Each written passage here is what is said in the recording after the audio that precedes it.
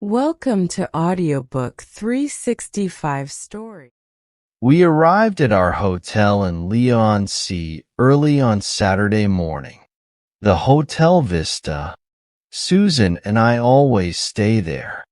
It is very quiet, very friendly, and the food is good.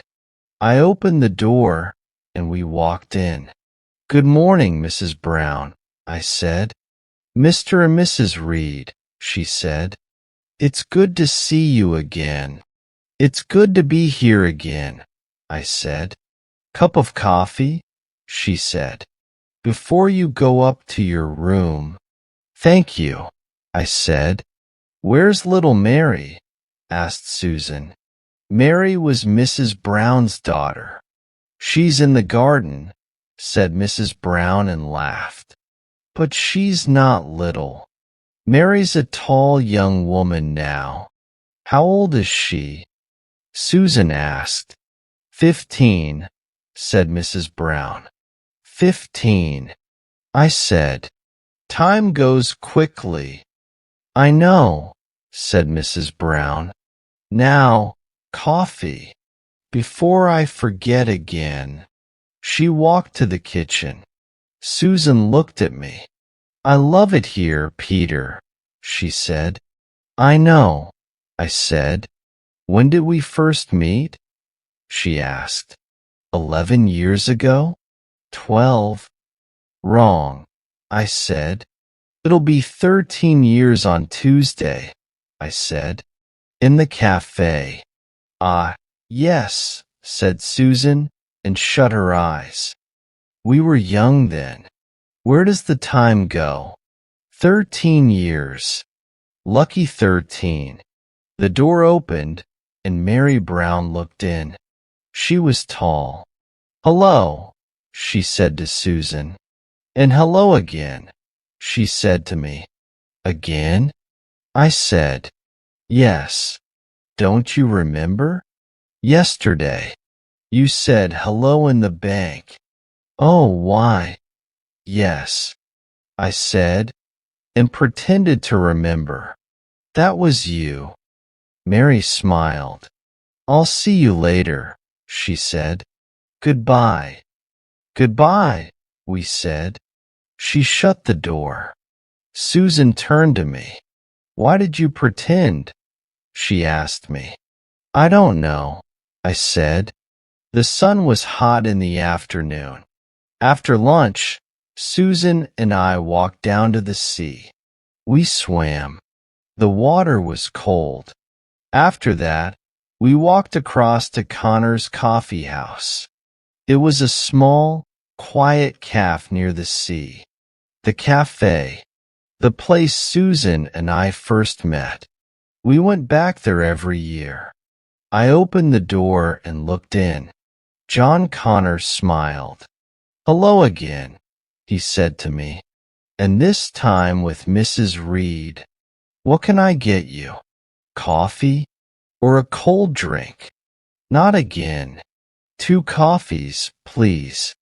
1 black, 1 white." First Mary. Now John Connor. I don't understand. Perhaps there are 2 men in Leon C. with big noses and black hair. "Thank you." John? What did we talk about yesterday? "We drank a lot last night." "That's okay. You're on holiday." "What did we?" Your work. "My calf." "Oh, and Mr. Reed's new car." "No, it was a Volkswagen." I don't always remember people, but I never forget a car. The Citroen. I don't like this. It was our 4th night at the Hotel Vista. We were at a table in the restaurant, but I did not want to eat. I was afraid, very afraid. Things were not right in Leon C. And this afternoon, the woman in the Italian restaurant, all of them smiled at me and said, "Hello again. A man is pretending to be me." I said, "Why?" I don't know, said Susan, but it's not important. We're not important, I shouted. I think it is. I'm going to the police. No, said Susan. They'll laugh at you. We'll find the man. Leon C. isn't very big. It'll be easy. I looked down. I didn't want to meet the man. Susan looked into my eyes. She took my hand. I'm afraid too, she said. Later that evening, we walked down to the sea. The sun was red and yellow. The water was light blue. Today is an important day, said Susan. Important? I said. 13 years, she said. You and me. Did you forget? Yes, I forgot, I said quietly. Do you love me? Susan asked. Oh, yes, I said and turned to her. Good, she said. I love you too. We kissed, and for the first time on our holiday, I was happy. Suddenly, Susan moved back. Look, she was right. It's him. At the cafe. She was right. There was a man with a big nose and black hair. He shut the cafe door and turned right. At the cinema, he turned right again and walked quickly away. Run, said Susan. We don't want to lose him. We arrived at the cinema and looked down the road. Where is he? I said. There, said Susan. I saw him turn left at the bank. Quickly, I shouted. We ran across the road after the man. Don't go, I shouted, but he didn't hear me. We ran to the bank.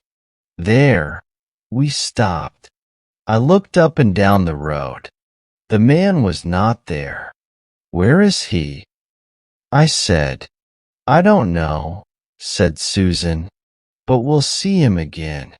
I know we will. Come on, she said. We'll have a drink at the hotel. We walked back to the Hotel Vista slowly. Susan looked in the cafes and restaurants, but she didn't see the man again. Luckily, perhaps we'll never see him again, I said. Perhaps, said Susan quietly. We arrived at the door of the hotel at 10 o'clock. We heard the television. We walked in.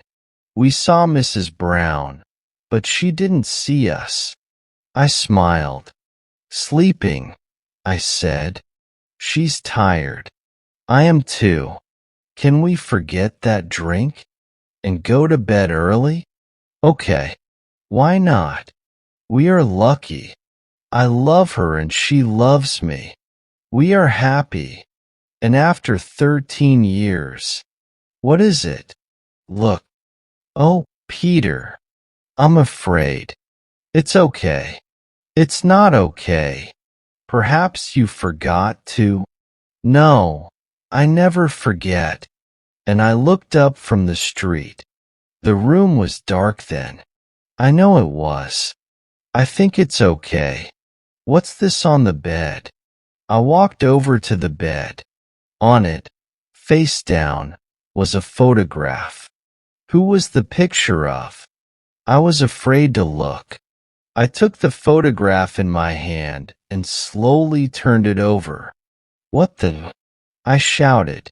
What is it? Said Susan. Can I see? You can, I said, but it isn't good. I gave her the photo. Susan looked at it and jumped back. But it's you and me, she said. I know, I said, and looked again. It was Susan and me, down at the sea. That man, said Susan, excitedly. He was there. It's his photo. Suddenly, we heard a noise. The door opened, And there he was, the man with my face. And he had a gun in his hand. Very clever, he said quietly. It was me. He shut the door. Don't move, he said, or I'll shoot. I looked at the man in horror. I wasn't afraid of his gun. I was afraid of his face. He had my nose, my mouth, my ears, my hair. It's me. What do you want? Be quiet. I'll talk, not you. I've waited a long time for this. One thing is wrong. Get back. Now. Susan, come back here. He's dangerous. It's the eyes.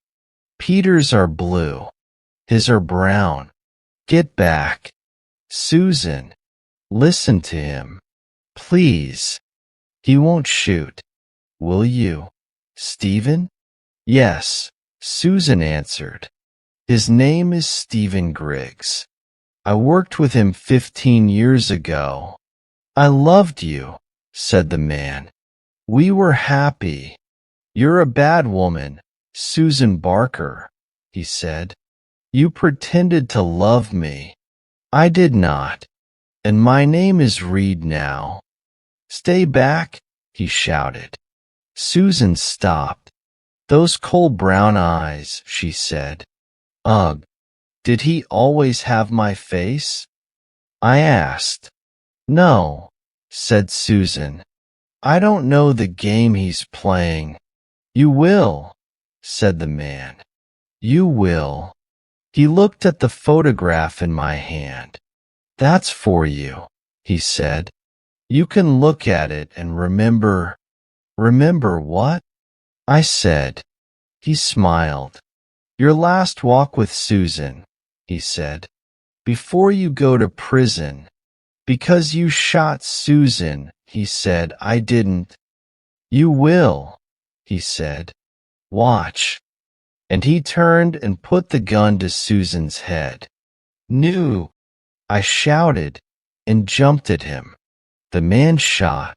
I shut my eyes. When I looked again, Susan was on the floor, dead. Then, suddenly, the man turned and hit me on the head. It all went black, and I fell down, down, down. After some time, I opened my eyes again. I remembered. You shot her. I said, no. The man smiled. With my smile. You shot her. My plan is going very well. I tried to get up, but it was difficult. I loved her, I said, quietly. I, too, he said. But she was with you. All those years. Now. He smiled again and looked at the gun. Do you plan to shoot me, too? I said. Oh, no, he said. I said, you're going to prison. Perhaps there, you'll understand. For me, Susan was dead before I shot her. Now she's dead for you, too. He came over to me and put his hand over my mouth. Then I heard Mrs. Brown at the door. What are you doing in there? She shouted. MFFF. I said, I shot Susan. The man answered for me. And now she's dead. Dead. Dead. Oh, Susan, I'm sorry. There, he said. Now she'll phone the police. And they'll come for you. He walked over to the window and looked out. Remember, I said, you've got my face too. Not for long, he said. In horror, I watched him slowly take the mask from his face. Now there's only one Peter Reed again. You.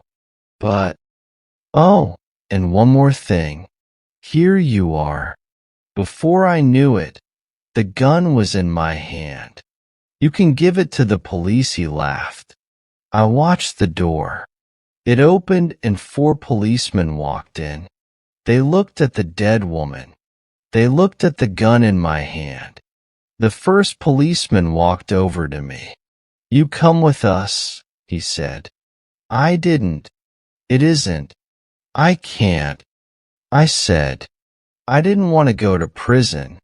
"Come with us," he said again. "You can talk later. We've got all night."